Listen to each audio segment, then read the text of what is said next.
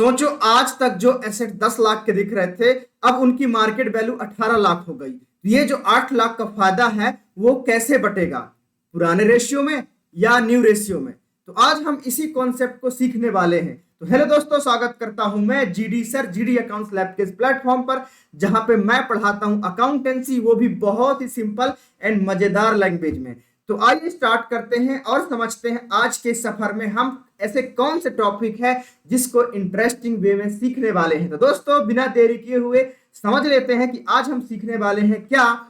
तो आज के इस क्लास में हम डिस्कस करने वाले हैं revaluation of assets and reassessment of liabilities. मतलब कि जो एसेट्स ऑलरेडी हमारे पास पड़े हुए हैं तो उनका हम रीवैल्यू करेंगे, और अगर हमने कोई लायबिलिटी है हमारे पास, मतलब अगर हमारी कोई लायबिलिटी है, रिस्पॉन्सिबिलिटी है, या हमारी कोई लोन है, तो उसको भी चेक करेंगे कि उसकी अभी उसकी वैल्यू कितनी है, मतलब अभी मुझे कितना पेमेंट करना बाकी है, कितना है। तो यही सीखेंगे आज के इस वीडियो में। तो दोस्तों, बने रहिए मेरे इस वीडियो में और देखो, समझते चलो। मैं आपको बहुत ही शानदार तरीके से, इतना आसान लैंग्वेज में रीवैल्यूएशन अकाउंट के कॉन्सेप्ट को समझाने वाला हूं। जैसे कि मैंने ऑलरेडी बताया कि अगर आपके एसेट जितनी भी रही है ना, या तो बढ़ी होगी या कम हुई होगी, है ना। कुछ एसेट्स ऐसे होते हैं जो कि टाइम के जैसे जैसे टाइम होता जाता है वैसे वैसे उनकी वैल्यू बढ़ती जाती है, और कुछ एसेट ऐसे होते हैं जिनकी वैल्यू धीरे धीरे घटती जाती है। तो कौन से एसेट हैं वो सब हम डिस्कस करेंगे, तो no need to worry about it. अगर आपने पुराने वीडियो नहीं देखे हैं अब तक के, जहां तक मैंने आपको IFR तक पढ़ा दिया है, तो अगर पुराने वीडियो नहीं देखे हैं तो जाइए और उन पुराने वीडियो को देख कर आइए, सो दैट आप अच्छे से रिलेट कर पाएंगे। तो चलिए स्टार्ट कर लेते हैं और समझ लेते हैं कि भाई ये रीवैल्यूएशन क्यों करा जाता है, रीवैल्यूएशन ऑफ एसेट क्या होता है, एंड रीअसेसमेंट ऑफ लायबिलिटी क्या होती है। तो समझते हैं। अच्छा, न्यूमेरिकल से स्टार्ट करना है ना। तो पहले कॉन्सेप्ट समझेंगे, तभी तो हम सीख पाएंगे, तभी तो हम न्यूमेरिकल कर पाएंगे, है ना। तो पहली बात तो इसमें हमको करना क्या है, इसमें हमको दो चीजें करनी है ना। आज की इस वीडियो में आई थिंक एक ही हो पाएगा, दैट इज की जनरल एंट्री, है ना। हम दो चीज करने वाले हैं, या तो एक जर्नल एंट्री सीखने वाले हैं रीवैल्यूएशन अकाउंट के, और दूसरा हम सीखने वाले हैं रीवैल्यूएशन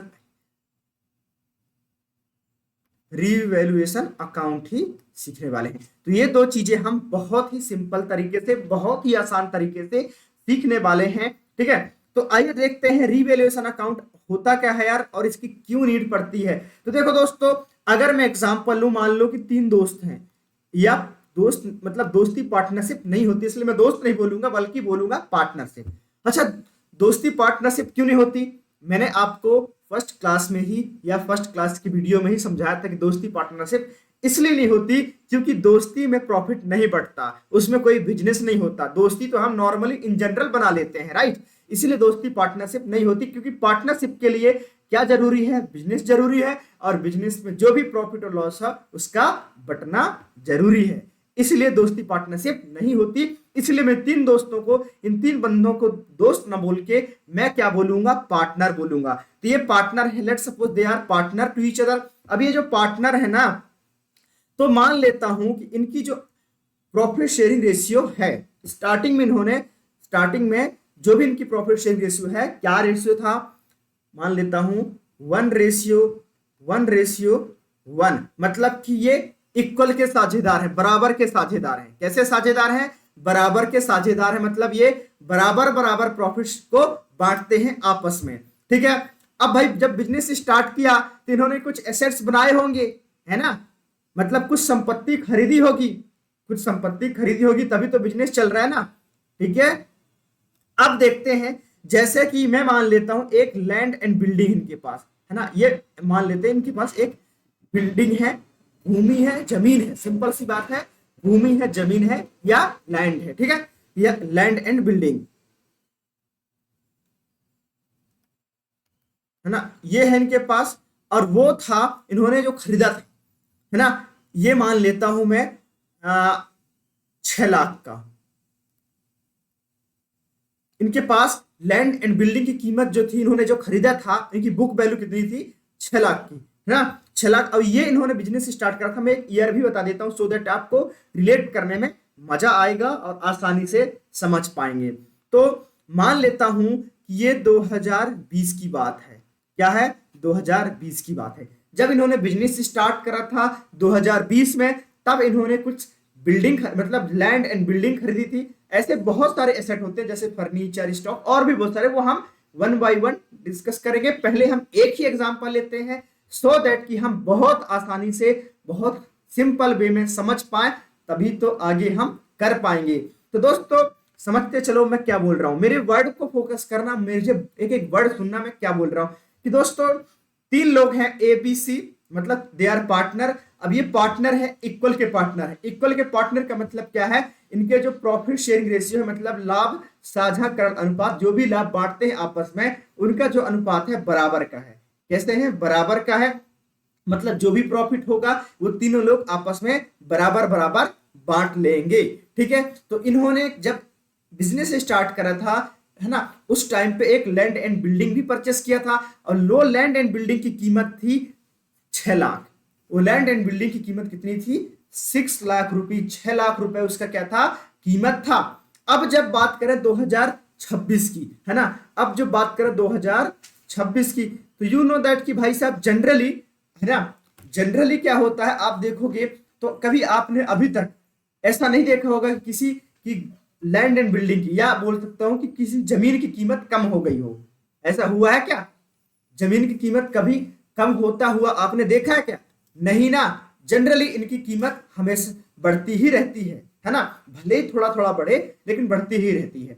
तो भाई साहब ये जो कीमत थी 6 लाख, अब ये जो 6 लाख 2026 आते आते बढ़ गई, 2026 आते आते बढ़ गई, ये हो गए ना 9 लाख का। कितने का हो गया? ये जो बिल्डिंग लैंड एंड बिल्डिंग थी उसकी कीमत कितने की हो गई? 9 लाख की हो गई। तो देखो 6 लाख था, देखते चलो, ये 6 लाख था, 6 लाख से कितना पहुंच गया? 9 लाख। समझ में आया मैं क्या बोल रहा हूं? 6 लाख था, 6 लाख से 9 लाख में पहुंच गया। अब ये जो भाई प्रॉफिट हुआ है, मुझे दिख रहा है ना कि बढ़ी है, बढ़ा है। देखो भाई, जो चीज मैं अगर पहले खरीद लूंगा, है, जो कोई भी चीजें अगर मैं पहले खरीद के रख लिया और फ्यूचर में उसको सेल करूंगा, तो अगर उसकी वैल्यू कम में बिक रही, जितना मैंने खरीदा, जितने से मैंने खरीदा उससे अगर कम में बिक रही तो लॉस है। सिंपल सी बात है। अगर ये 6 लाख की मैंने खरीदी थी, अब ये 6 लाख से 5 लाख में बिकता, तो ये क्या लॉस था? मुझे क्या था? लॉस था। बट ये अब इसकी कीमत हो गई है 2026 में, बेच नहीं रहा हूं, लेकिन मैंने जब इसको रीवैल्यूएशन करा, रीवैल्यूएशन का मतलब होता है चेक करा, एक्चुअल में मापा कि मार्केट कंडीशन के अकॉर्डिंग वैल्यूएशन करा कि इसकी वैल्यू आज के टाइम पे अगर मैं सेल करता हूं तो आज के टाइम पे इसकी वैल्यू कितनी होगी। मार्केट के स्टैंडर्ड के हिसाब से, मार्केट में जो रेट होता है उसके हिसाब से वैल्यू करा जाता है। आप लोग सभी जानते हैं कि जब भी हम बिल्डिंग या घर खरीदने जाते हैं या हम कोई जमीन खरीदने जाते हैं तो पहले कीमत कुछ और रहती होती है, और अभी जो रिसेंटली है कुछ कीमत और हो जाती है, मार्केट में धीरे धीरे से उसकी वैल्यू बढ़ जाती है। तो बस ऐसे ही हुआ यहाँ पे। ये जो 6 लाख था, क्या था? ये जो 6 लाख था अब जाके 9 लाख हो गया, जब मैंने वैल्यूएशन करा, मतलब चेक करवाया, चेक करा कि भाई मार्केट के कंडीशन के अकॉर्डिंग इसकी वैल्यू अब कितनी है, अब कितनी है, तो 9 लाख हो गया।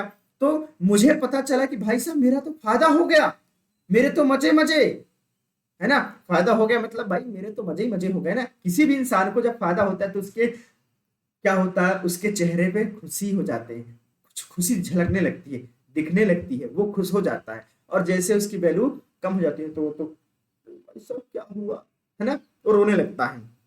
तो अभी तो रोने का वक्त नहीं है, अभी तो हंसने का वक्त है, अभी तो मजे करने का वक्त है, क्योंकि हमारी जो एसेट है जो 6 लाख की थी वो 9 लाख की हो गई, मतलब कि 3 लाख का क्या हो गया दोस्तों? 3 लाख का फायदा हो गया, बढ़ गया। क्या हो गया? ये 3 लाख का बढ़ गया, है ना, 3 लाख का बढ़ गया। ठीक है दोस्तों, अब बात आई कि भाई जब 2006, अभी देख लेना, 2020 में बिजनेस स्टार्ट करा था और 2020 में इन्होंने 6 लाख का एक लैंड एंड बिल्डिंग परचेस किया था। ठीक है, अब उसकी कीमत 2026 आते आते 9 लाख हो गई।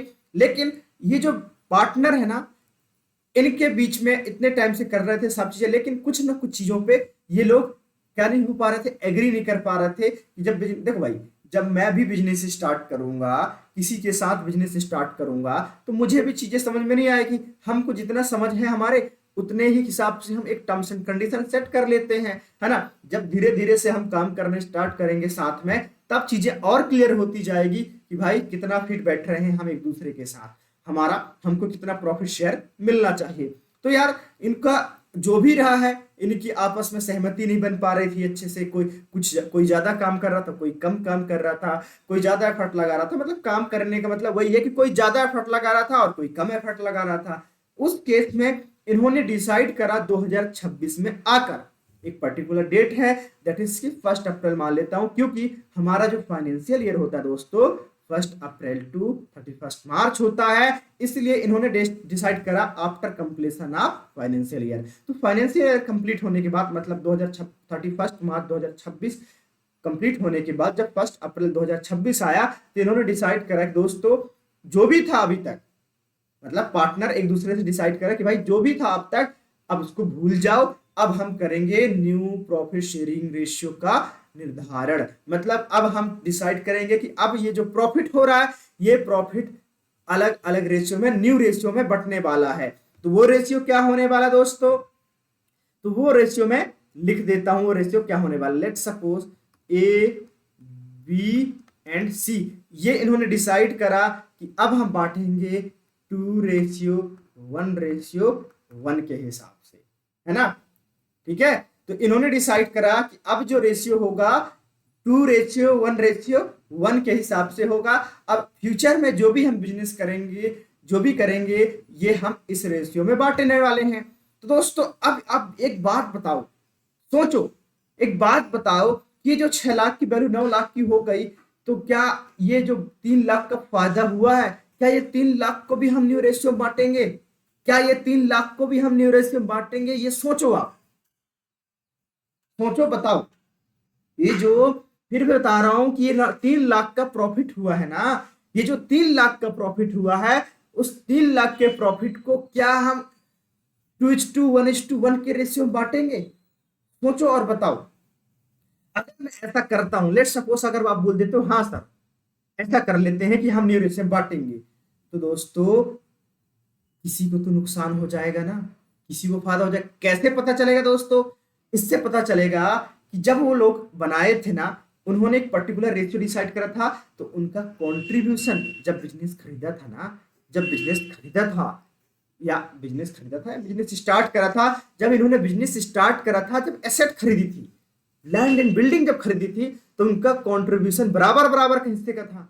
मतलब 1:1:1 के हिस्से का था, है ना, बराबर बराबर। मतलब 6 लाख में से 1/3, 1/3 कैसे आया? 1/3 आया 1+1+1, मतलब कि जो टोटल उनका शेयर होता है उसको हम अपॉन में करते हैं, और एक ही बात करेंगे तो एक को न्यूमरेटर में और टोटल डिनोमिनेटर में रख देंगे, मल्टीप्लाई बाय 6000। तो ये भाई 2-2 लाख रुपए इन्होंने कितना कितना पैसा लगाया था? 2-2 लाख रुपए लगाया था। जब ये 2-2 लाख लगाए थे ना स्टार्टिंग में, अब जब ये प्रॉफिट शेयर रेशियो चेंज कर रहे हैं, मतलब लाभ साझाकरण अनुपात जब बदल रहे हैं ना, तब करेंगे कि भाई साहब बदल तो रहे हैं, ठीक है, अब तो नुकसान होने वाला है किसी को, है ना।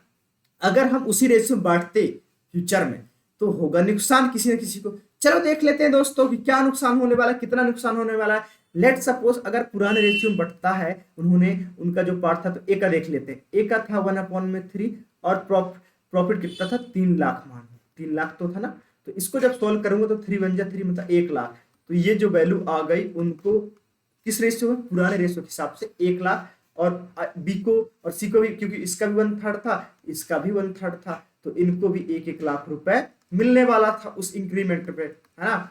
उस इंक्रीमेंट पे सबको 1-1 लाख रुपए मिलने वाला था तीनों लोगों को। लेकिन जब न्यू रेशियो आया ना, न्यू रेशियो जब आया, तो न्यू रेशियो के केस में अगर मैं बात करूं, न्यू रेशियो के केस में अगर मैं बात करूं ए बी सी का, तो न्यू रेशियो क्या कहता है? न्यू रेशियो 2:1:1 है। मतलब एक ही बात करें तो 2 में कितना टोटल? 2+1+1, तो कितना हो गया? 4, है ना। तो ये 4 × 3 लाख, है ना, ये 3 लाख। तो इसको मैं सॉल्व करूंगा तो ये आ जाएगा 75,000 और 75,000 को मल्टीप्लाई कर दो, मतलब कि 1.5 लाख, 1.5 लाख है ना, 1.5 लाख हो गए। अब 1.5 लाख, अब बी को भाई इनका आधा आधा मतलब 1/4, इसका भी 1/4, मतलब कि इसको 75,000 और इसको 75,000। देखो जब मैंने ओल्ड रेशियो में जिन्होंने बनाया था उस रेशियो में देखा तो 1-1 लाख सबको बराबर मिल रहा था। अगर मैं न्यू रेशियो में इसको बांटूंगा ना तो पता चला कि भाई साहब ए को तो फायदा हो रहा है, 1.5 लाख मिल रहे हैं उसको, ए को तो 1.5 लाख मिल रहे हैं, ठीक है, ए को 1.5 लाख मिल रहा है, लेकिन ए बी और सी को तो 75 मतलब 75,000 ही मिल रहा है, मतलब बी और सी को तो लॉस है ना। तो बिजनेस में हमको फेयर ट्रीटमेंट करने के लिए, फ्यूचर में इनको लॉस ना हो, भाई लॉस ना हो, है ना, आपस में उनको लॉस ना हो, इसीलिए हम क्या करते हैं, पार्टनर में बांट लेते हैं पहले से, मतलब पार्टनर को लॉस ना हो, पार्टनर को आने वाले टाइम में न्यू रेशियो की वजह से लॉस ना हो। तो जब भी न्यू रेशियो आएगा, जब भी प्रॉफिट शेयरिंग रेशियो बदलेगा, सिंपल, जब भी प्रॉफिट शेयरिंग रेशियो बदलेगा तब हम क्या करेंगे, जो भी हमारे पास एसेट होंगे, जो भी लायबिलिटी होगी, उनका हम पहले वैल्यूएशन करेंगे। भाई एसेट की वैल्यूएशन करते हैं, है ना, एसेट की वैल्यूएशन करते हैं कि अभी हमारे पास उस कितनी कीमत की बची हुई है, क्या हमको पहले से प्रॉफिट हुआ है कि लॉस हुआ है, ये देखना होता है, ठीक है। दूसरा देखते हैं किसका, लायबिलिटी की। तो लायबिलिटी की ये देखना होता है कि भाई साहब रीअसेसमेंट करना होता है। रीअसेसमेंट का मतलब चेक करना होता है कि हमने कितना, तब जब पहले कितना था और अब तक हमने कितना पेमेंट कर दिया और अब कितना बचा हुआ है, तो ये भी देखते हैं।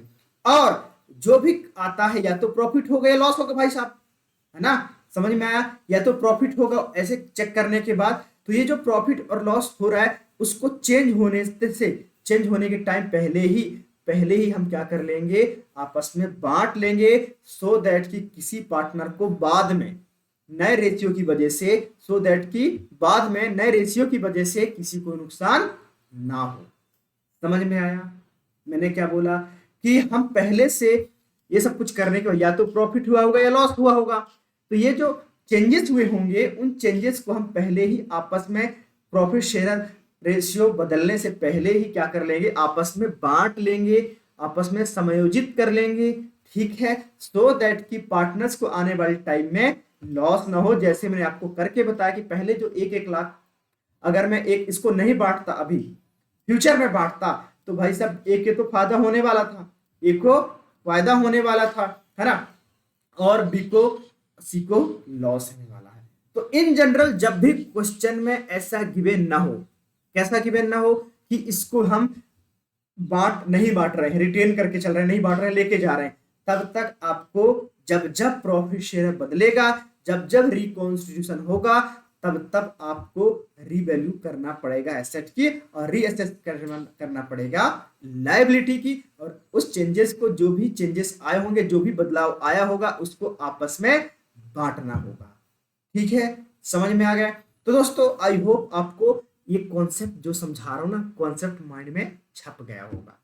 अगर नहीं छपा तो अच्छे से एक बार वीडियो को और देखो, क्योंकि ये बहुत इंपॉर्टेंट है, और अगर आपने ये कॉन्सेप्ट अच्छे से सीख लिया ना, तो आने वाले आपके एडमिशन वाला पार्ट भी काम के हो जाएगा, एडमिशन भी हो जाएगा, एडमिशन आप न्यू पार्टनर चैप्टर भी हो जाएगा, रिटायरमेंट भी हो जाएगा, डेथ भी हो जाएगा, ठीक है। तो ये आने वाले चैप्टर आपके आसानी से हो जाएंगे अगर ये कॉन्सेप्ट अच्छे से समझ लिया था, क्योंकि इनमें भी तो रिकॉन्स्टिट्यूशन होता है, जब कोई बंदा आया तब भी रिकॉन्स्टिट्यूशन होता है, जब कोई बंदा गया तब भी रिकॉन्स्टिट्यूशन होता है, जब किसी की डेथ हो गई तब भी रिकॉन्स्टिट्यूशन होता है। तो ऐसे केस में भी हमको रिवैल्यूएशन अकाउंट फाइंड करना होता है, बल्कि बनाना होता है। तो इसलिए ये कॉन्सेप्ट बहुत इंपॉर्टेंट है, आने वाले 3 चैप्टर में या 3 जो अलग अलग टॉपिक हैं, इन 3 टॉपिक में काम आने वाला है।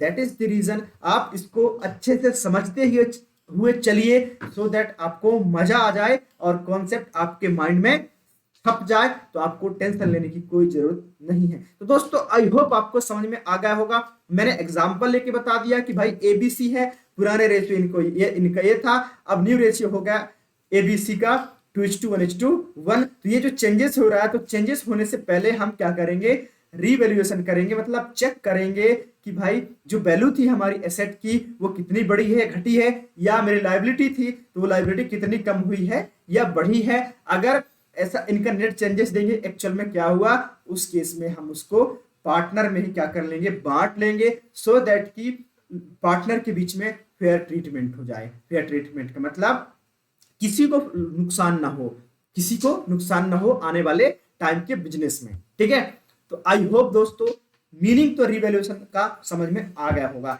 अब ये रिवैल्यूएशन अकाउंट होता क्या है वो भी समझ लेते हैं। अब समझ लेते हैं रिवैल्यूएशन अकाउंट होता क्या है।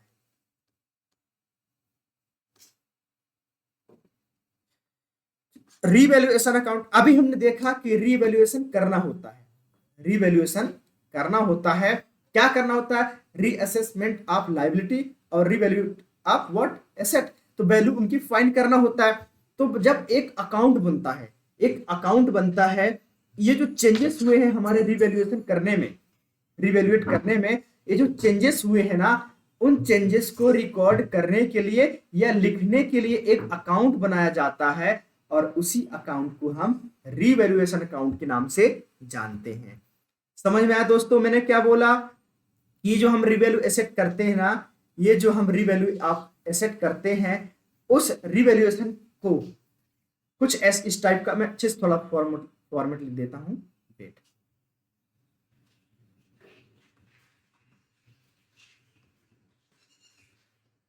रिवैल्यूएशन अकाउंट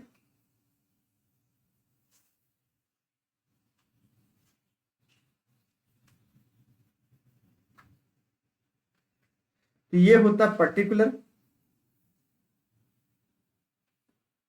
ये होता है पर्टिकुलर, और यहां पे लिखते हैं अमाउंट, जो भी चेंज होता है वो अमाउंट, और ये भी है हमारा पर्टिकुलर, और ये है हमारा अमाउंट।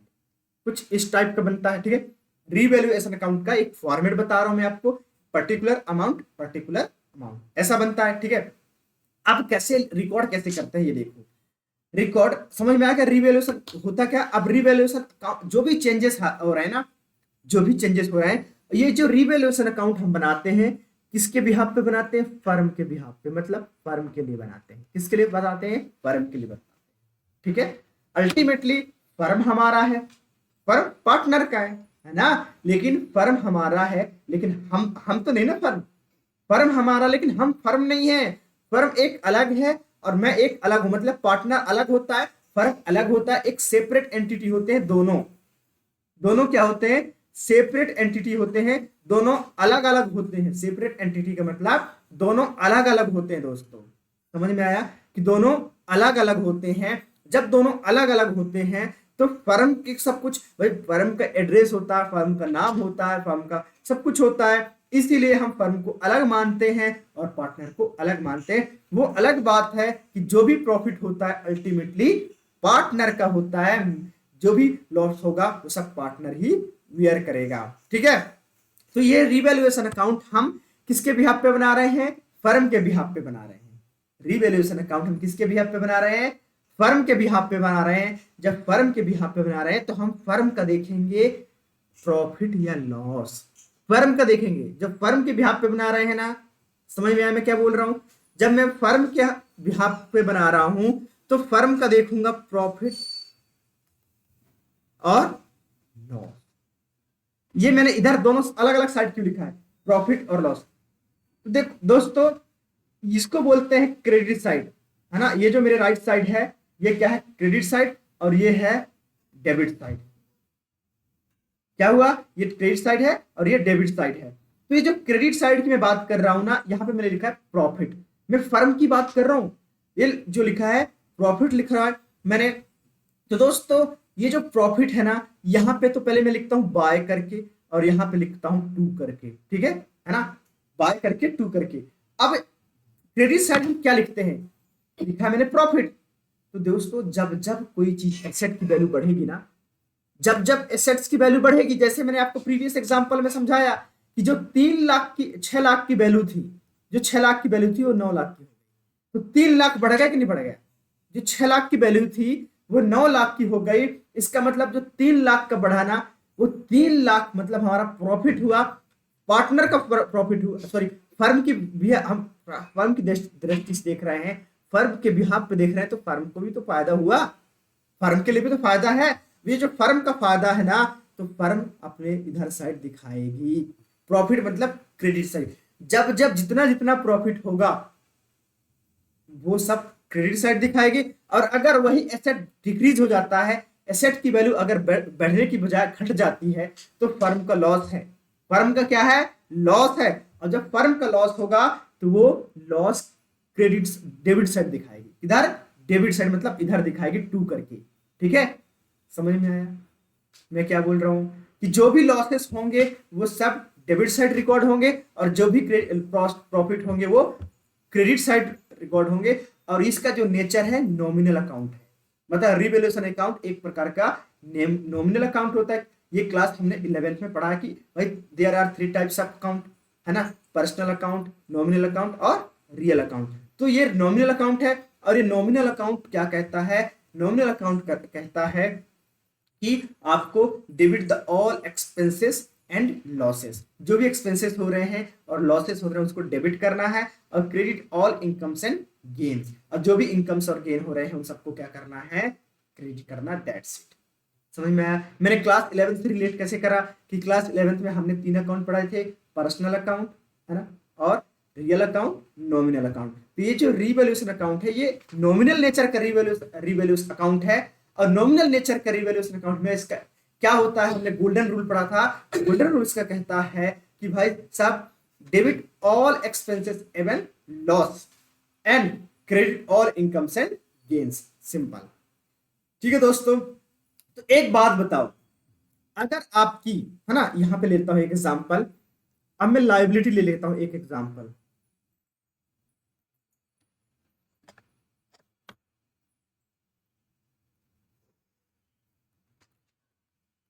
लायबिलिटी आपकी थी 5 लाख की, है ना, पहले 2020 में भी बात कर रहा हूं, जो भी रहा है। मैं ईयर अभी बात करूं, ईयर के भी देखना है, क्योंकि हम हर एक साल बनाते हैं, हर एक साल का, तो एक साल के हिसाब से देखेंगे, है ना। 2020 डेट में हटा देता हूं, नॉर्मली सीखते हैं हम। ठीक है, तो आपकी लाइबिलिटी थी 5 लाख की, अब आपकी लाइबिलिटी हो गई 4 लाख। लाइबिलिटी कम हुआ, भाई मुझे पहले 5 लाख देना था, लाइबिलिटी कम हुआ मतलब मुझे पहले 5 लाख देना था। क्या था पहले, मुझे पहले 5 लाख किसी बंदे को देना था, जिससे मैंने उधार लिया होगा, या मेरे कोई क्रेडिटर होंगे, जो भी वट एवर इट इज, है ना, उनको मैं 5 लाख देने वाला था, लेकिन अब मुझे देना है सिर्फ 4 लाख, अब मुझे देना है सिर्फ 4 लाख। तो 1 लाख कम हो गया कि नहीं हो गया, मतलब 1 लाख मैंने चुका दिया होगा, 1 लाख कम हो गया। अब 1 लाख कम हुआ तो मेरे लिए क्या है, मेरे लिए है फायदा, क्या है, फायदा है। समझ में आया, क्या है मेरे लिए, फायदा है। अब ये जो फायदा है ना, प्रॉफिट है, ये जो फायदा है ना प्रॉफिट है, और उसको भी मैं यहां कहा, क्रेडिट साइड, रिवैल्यूएशन अकाउंट के क्रेडिट साइड में दिखा दूंगा। सिंपल है दोस्तों, आपको सोचना है फर्म के हिसाब से, फर्म के लिए क्या हो रहा है, क्या प्रॉफिट हो रहा है, क्या लॉस हो रहा है। जो भी लॉसेस होंगे, जो भी, अगर देखो लॉस किस किस केस में होगा, या तो एसेट की वैल्यू डिक्रीज होगी, है ना, एसेट की वैल्यू क्या होगी, डिक्रीज होगी, तो उस केस में लॉस होगा। या तो मेरा जो लाइबिलिटी है ना, मेरा जो लाइबिलिटी है उस लाइबिलिटी की वैल्यू बढ़ेगी। भाई जब पहले मुझे 10 लाख पे करना था, 12 लाख पे करना हुआ, तो 2 लाख बढ़ गया ना, 2 लाख मेरी लाइबिलिटी है, मतलब मेरे पास और कर्ज बढ़ते जा रहे हैं, मुझे पेमेंट करना है, तो ये लॉस है मेरे प्रकार से, एक प्रकार से, तो उसको मैं डेबिट साइड लिखूंगा। किस साइड लिखूंगा, डेबिट साइड लिखूंगा। ठीक है, समझ में आ गया। ओके, कभी कभी कुछ ऐसे एसेट होते हैं जिनको हम पहले से लिखे नहीं होते, जिसको हम अनरिकॉर्डेड बोलते हैं, है ना। अनरिकॉर्ड एसेट 10 लाख के, अनरिकॉर्डेड एसेट 10,000 के पता चले मुझे, तो भाई रिकॉर्ड नहीं थे, मतलब मेरा फायदा ही हुआ ना, रिकॉर्ड होंगे तो फायदा ही हुआ। पहले रिकॉर्ड नहीं थे, अब रिकॉर्ड हो रहे तो मेरा फायदा हुआ, तो उस केस में भी मैं फायदा को किस साइड लिखूंगा, क्रेडिट साइड लिखूंगा, दैट्स इट। क्या करके, अनरिकॉर्डेड एसेट्स करके। ठीक है, क्या लिखूंगा, वो मैं जब क्वेश्चन कराऊंगा तो और मजा आएगा करने में। अभी आपको समझते चलना है कि मैं क्या वर्ड समझो यार, मेरे वर्ड को फोकस करो, बस बात खत्म। अगर मेरे वर्ड आपके माइंड में सेट हो जाए ना, समझ लो कि आप सीख गए हैं सभी चीजें, ठीक है। इसके बाद कुछ ऐसे होते हैं जो अनरिकॉर्डेड लाइबिलिटी होती है। पहले लाइबिलिटी मुझे पता नहीं चली, पहले लाइबिलिटी मुझे पता नहीं चली, अब पता चल रहा है। तो मुझे तो भाई पहले मुझे पता था कि यार मुझे 10,000 देना है, अचानक पता चल रहा है कि भाई 10,000 और देना है, तो मेरा लॉस है, मेरा लॉस है। तो ये क्या है, ये डेबिट साइड आएगा, सिंपल। ठीक है दोस्तों, तो आई होप आपको बहुत अच्छे से समझ में आ गया होगा। अब चलते हैं आगे, और अब देखो दोस्तों, इसका तो क्वेश्चन से हेल्प से और सीखेंगे, तो no need to worry about it. और उससे पहले हम, क्योंकि इसमें हम सीखने वाले हैं रिवैल्यूएशन अकाउंट के एक मतलब जनरल एंट्री भी तो सीखना है। जनरल एंट्री कैसे पास करेंगे, कैसे किया जाता है, बहुत आसान है दोस्तों, देख लेना, मैं बताता हूं। अभी मैं अकाउंट्स का फॉर्मेट बता दिया, इसके बाद रिवैल्यूएशन का मीनिंग समझा दिया।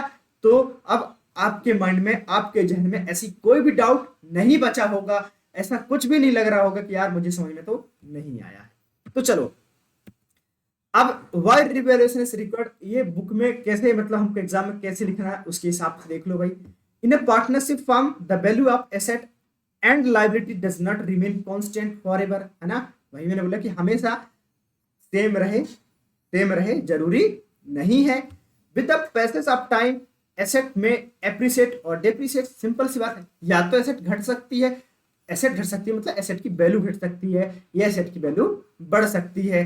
डेटर में बिकम डाउटफुल, और कुछ जो हमने उधार बेचे हुए हैं किसी को, तो हमको किसी से लेना है, तो ऐसे हो सकते हैं, कुछ ऐसे होंगे जो देने वाले नहीं होंगे, है ना, तो वो क्या हो सकते हैं, डाउटफुल हो सकते हैं। इसके बाद लाइबिलिटी हो सकता है या तो इंक्रीज या डिक्रीज, मतलब लाइबिलिटी मुझे ज्यादा कर्ज चुकाना पड़ सकता है या मेरी कर्ज कम हो सकता है। तो एंड मार्केट वैल्यू में डिफर फ्रॉम बुक वैल्यू, और ऐसा हो सकता है कि मार्केट वैल्यू उससे कम हो जाए, जो कि मैं ऑलरेडी एग्जांपल के थ्रू समझा चुका हूं, तो आपको टेंशन लेने की कोई जरूरत है ही नहीं। ये जो मैंने लिखा हुआ है, ये सारी चीजें मैंने ऑलरेडी आपको बहुत ही सिंपल लैंग्वेज में समझा चुका हूं, तो आपको टेंशन लेने की कोई जरूरत है ही नहीं। ओके, तो मीनिंग ऑफ रिवैल्यूएशन क्या कहता है, रिवैल्यूएशन मींस रिवाइजिंग, क्या करना है, revising the value of asset, asset की वैल्यू को रिवाइज करना, and liabilities to determine their current and correct value, current value और correct value. The value shown in the balance sheet may not represent the actual market value, है ना। Actual जरूरी नहीं है कि वो एक्चुअल मार्केट वैल्यू रिप्रेजेंट कर रही हो जो बैलेंस शीट में दिख रही है। वियर एंड टीयर, हो सकता है कि भाई वियर टीयर की वजह से कम हो गया हो, चेंजेस इन मार्केट कंडीशन की वजह से हो गया हो, है ना। इसके बाद एप्रिसिएशन डेप्रिसिएशन, है ना, एप्रिसिएशन डेप्रिसिएशन और बैड डेट की वजह से, है ना। Hence revaluation help in presenting a fair and updated financial position of the partnership firm. तो रिवैल्यूएशन हमारा पार्टनरशिप फर्म की फाइनेंशियल पोजीशन को एक्चुअल में बताता है कि फाइनेंशियल पोजीशन पार्टनरशिप फर्म की क्या है, सिंपल। भाई ये क्या लिखे, ज्यादा टेंशन लेने की जरूरत नहीं, मैंने ऑलरेडी आपको एग्जांपल के थ्रू समझा चुका हूं, तो आप अपने वर्ड में लिखेंगे तो भी आपके एक नंबर भी कोई डिडक्ट नहीं कर सकता, कोई भी नंबर नहीं काट सकता, तो याद रखना, ठीक है। चलिए अब आगे बढ़ते हैं। और अच्छा, ये मैं बता चुका हूं कि नेचर ऑफ रिवैल्यूएशन अकाउंट क्या होता है, नॉमिनल अकाउंट होता है। नॉमिनल अकाउंट में जो भी हमारे मतलब जो भी होगा, मैंने ऑलरेडी समझा चुका हूं, तो एक तो ध्यान लगाने की दिखने की कोई जरूरत है ही नहीं आपको, no need to worry about it. Okay, अब समझते हैं एक क्वेश्चन की हेल्प से, और देखते हैं कि भाई साहब ये रिवैल्यूएशन कैसे करा जाता है और इसकी जनरल एंट्री कैसे पास करी जाती है। तो जब ये क्वेश्चन मैं पढ़ना स्टार्ट करा, जब ये क्वेश्चन को मैंने पढ़ना स्टार्ट किया, तो क्वेश्चन क्या बोलता है, अजीत विजीत एंड सुजीत, तीन लोग हैं, Ajit Vijit and Sujit are partner in a firm sharing profit and losses in the ratio 5:3:2, ये इंपॉर्टेंट है, 5:3:2। They decide to share profit and losses in the ratio 2:5:3, है ना। अब इनका न्यू रेशियो, ये भाई ये क्या हो गया, ये हो गया इनका ओल्ड रेशियो, ये पहले इनका था ओल्ड रेशियो, और ये क्या हो गया, ये हो गया इनका न्यू रेशियो, ये क्या होगा इनका न्यू रेशियो, ठीक है। विद इफेक्ट फ्रॉम 1 अप्रैल 2025 से इन्होंने चेंज कर लिया, ठीक है। लैंड हैविंग बुक वैल्यू, जिसकी वैल्यू थी 1,00,000, वॉज फाउंड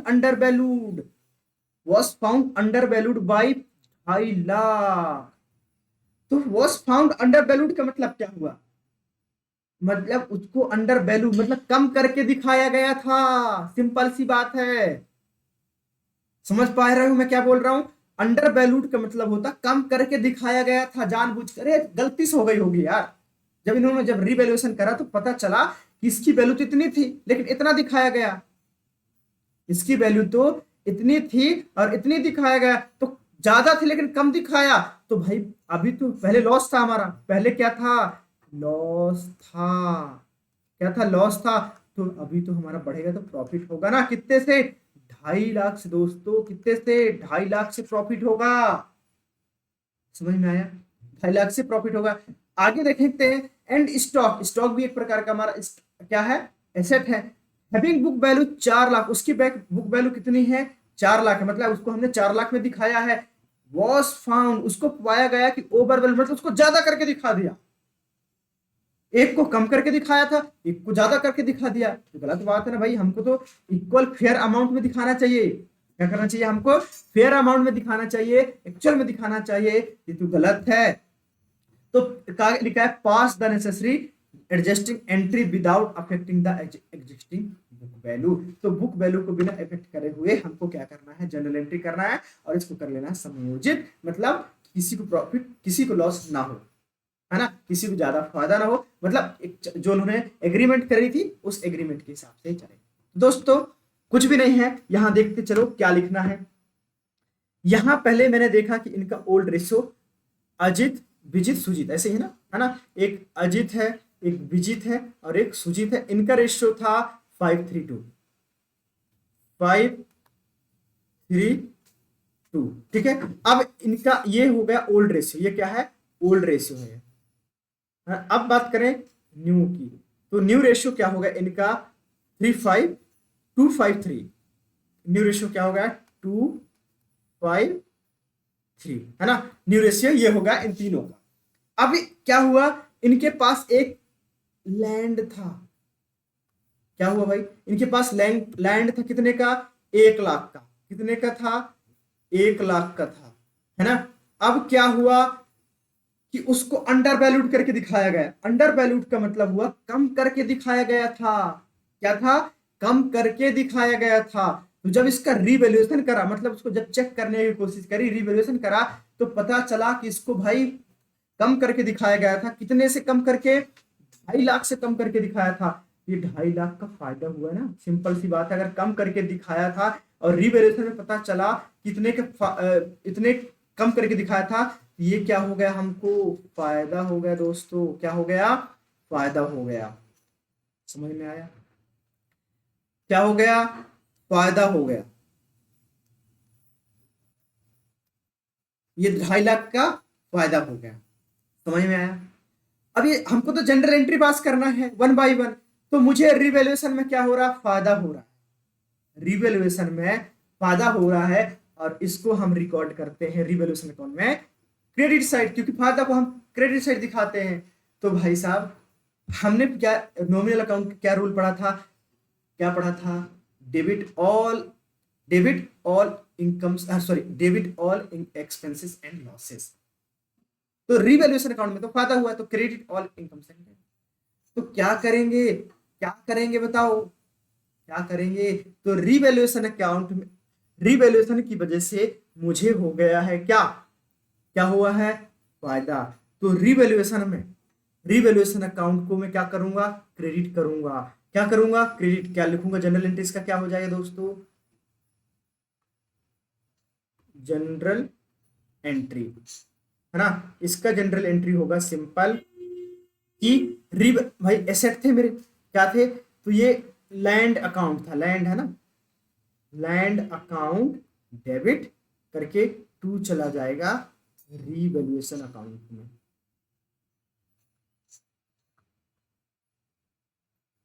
रिवैल्यूएशन अकाउंट कितने से, 2.5 लाख से, कितने से, 2.5 लाख, है ना, ये 2.5 लाख से रिवैल्यूएशन अकाउंट में रहेगा। इसके बाद रिवैल्यूएशन, अच्छा दूसरी एक एंट्री करनी हुई, कर पड़ी, तो बांटेंगे, तो दूसरी एंट्री क्या, रिवैल्यूएशन अकाउंट, अल्टीमेटली रिवैल्यूएशन में जो भी फायदा होता है, जो भी घाटा होता है, वो कहाँ जाता है, पार्टनर के पास जाता है। तो revaluation account debit to partner capital account, simple ऐसा सेकेंड एंट्री होगा, लेकिन अभी हम उसको नहीं कर रहे हैं, है ना।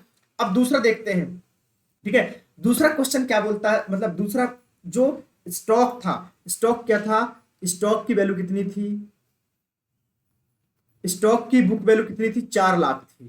कितनी थी, स्टॉक की वैल्यू थी 4 लाख, स्टॉक की वैल्यू थी 4 लाख। अब इसको ओवर वैल्यूड करके दिखाया गया था, जब इसको रीवैल्यूएशन हुआ ना, इसका हमने जब रीवैल्यूएट करवाया तो ये पता चला कि इसको ओवर वैल्यूएट करा था, कितने से ओवर वैल्यू, 3 लाख से ओवर वैल्यू करा था भाई साहब, 3 लाख से ओवर वैल्यू करा था, 3 लाख से ओवर वैल्यू करा था, बहुत ही ज्यादा दिक्कत है भाई, हाँ? 3 लाख से, तो भाई कितने का लॉस हुआ, कितने का प्रॉफिट हुआ, ओवरऑल 3 लाख का लॉस ही था ना, लॉस। हमने इसको ज्यादा बढ़ा चढ़ा के दिखा रहे थे, हम इसको बढ़ा चढ़ा के दिखा रहे थे, गलत है। क्यों बढ़ा चढ़ा के दिखा रहे हो भाई, आप बढ़ा चढ़ा के क्यों दिखा रहे हो, नहीं दिखाना चाहिए ना, एक्चुअल दिखाना चाहिए, जितना होगा उतना दिखाना चाहिए। तो 3 लाख का हम कम कर देंगे, लॉस है हमारा, ये क्या है, लॉस है। और लॉस होगा तो जनरल एंट्री कैसे होगा भाई, ये रिवैल्यूएशन में जाओगा, और ये लॉस होता तो रिवैल्यूएशन अकाउंट में कहा जाता बताओ, रिवैल्यूएशन अकाउंट में ये जाता है डेबिट साइड। तो बस जनरल एंट्री कर दो भाई, जनरल एंट्री इसका क्या होगा, इसका जनरल एंट्री हो जाएगा। मैं देखो जनरल एंट्री का फॉर्मेट नहीं बना रहा हूं, मैं आपसे एक्सपेक्ट कर रहा हूं कि आपको जनरल एंट्री का फॉर्मेट अच्छे से ऑलरेडी आता है, जो कि हमने क्लास 11 में सीखा है और अभी भी सीख रहे हैं।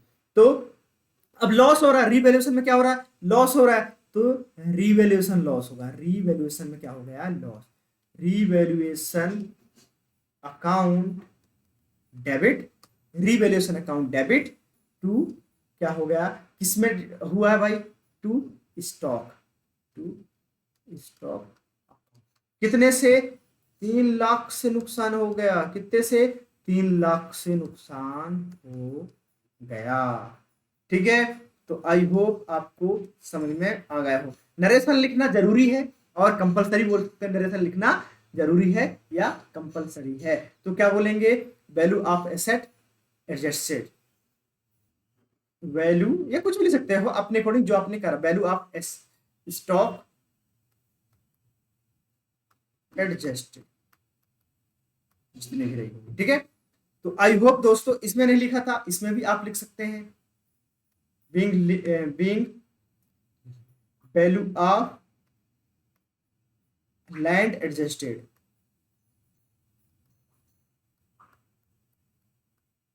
ठीक है। तो आई होप दोस्तों बहुत अच्छे से समझ में आ गया होगा। अच्छा, अगर मैं एक एक और एंट्री करूं तो भाई साहब रिवैल्यूएशन अकाउंट में क्या कर रहा है, जो भी होगा, अगर मैंने इनका देखूं तो नेट इफेक्ट क्या आ रहा है, नेट इफेक्ट क्या आ रहा है ना, नेट इफेक्ट देखूंगा तो लैंड में मुझे क्या हुआ था, लैंड में मुझे हुआ था 2.5 लाख का फायदा, लैंड में मुझे हुआ था, लैंड में मुझे हुआ था 2.5 लाख का फायदा, मतलब मुझे, मतलब पार्टनरशिप फर्म की बात कर रहा हूं, ठीक है, मुझे मतलब पार्टनरशिप फर्म की बात कर रहा हूं, तो लैंड में मुझे हुआ था 2.5 लाख का फायदा, ठीक है, 2.5 लाख का फायदा हुआ था। अब बात करें उसकी स्टॉक में, तो स्टॉक में मुझे हुआ था 3 लाख का नुकसान, 3 लाख का लॉस। तो नेट इफेक्ट देखूं तो भाई साहब मुझे 50,000 का, 50,000 का क्या हो गया, नुकसान हुआ, नेट इफेक्ट। एक्चुअल में नेट इफेक्ट मेरा फर्क पड़ा, नेट इफेक्ट क्या हुआ, नेट इफेक्ट 50,000 का लॉस हुआ। जब ये 50,000 का लॉस हुआ तो भाई 50,000 फर्म लॉस हो गया फर्म को, तो भाई पार्टनर बियर करेंगे, है ना, पार्टनर लेके आएंगे, तो क्या करेंगे, इसका जनरल एंट्री अगर करना चाहे तो क्या लिखेंगे, पार्टनर, मतलब जो भी नाम है, Ajit capital account, Vijit capital account और Sujit capital account, capital account debit, capital account debit, इसका भी कैपिटल अकाउंट डेबिट, और ये चला जाएगा कहां पे, टू चला जाएगा, टू करके रीवैल्यूएशन में, क्योंकि रीवैल्यूएशन तो लॉस हुआ था, रीवैल्यूएशन अकाउंट कितना से भाई 50,000 से, और इनका रेशियो जो भी था ओल्ड रेशियो में, देखना ओल्ड रेशियो में ही करेंगे, ओल्ड रेशियो था 5:3 5:3 मतलब 10, तो ये हो जाएगा 10, मतलब कि इसका हो जाएगा 25,000 है ना। और इसका कैसे आया 5/10 इंटू 50,000 है ना। इसको सॉल्व करा तो 25,000 आ गया। इसके बाद इसका बचा था कितना था उसका 3, मतलब 5 3 जा 15, 5 3 जा 15 और जो बचा 10,000। तो कुछ इस टाइप से क्वेश्चन को सॉल्व करा जाता है। तो दोस्तों भले ही मैंने रीवैल्यूएशन अकाउंट नहीं बनाना सिखाया है, लेकिन रीवैल्यूएशन के कॉन्सेप्ट आपने बहुत अच्छे से सीख लिए होंगे और अब आपका जहां भी रीवैल्यूएशन अकाउंट दिखेगा आप आसानी से बना सकते हैं। लेकिन क्या सर आप नहीं कराने वाले? तो फिकर नॉट भैया, टेंशन नहीं लेना है।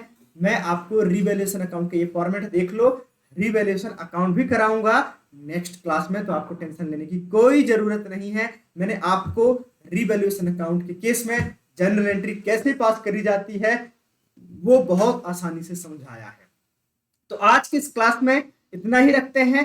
Stay tune with my classes. तो याद रखना नेक्स्ट क्लास में बहुत ही जो नेक्स्ट वीडियो है वो बहुत ही इंटरेस्टिंग आने वाली है, जो कि रीवैल्यूएशन अकाउंट के हम कॉन्सेप्ट के साथ साथ क्वेश्चन भी करने वाले हैं, क्योंकि कॉन्सेप्ट तो अभी सीखा ही सीखा है, अब हम उसके क्वेश्चन भी देखेंगे, प्रैक्टिकल एप्लीकेशन भी देखेंगे कि इसका अप्लाई कैसे करा जाता है। समझ में आया? इसका अप्लाई कैसे किया जाता है ये भी तो सीखना जरूरी है। जब तक नहीं सीखेंगे तो समझ में कैसे आएगा? पढ़ तो लिया भाई, जब मैंने समझाता हूं तो आपको बहुत अच्छे समझ में आ जाता है, लेकिन खुद से करने बैठते तो समझ नहीं आता कुछ भी। इसीलिए प्रैक्टिकल करना बहुत जरूरी है और मेरे एक एक वर्ड को फोकस करते हुए चलना।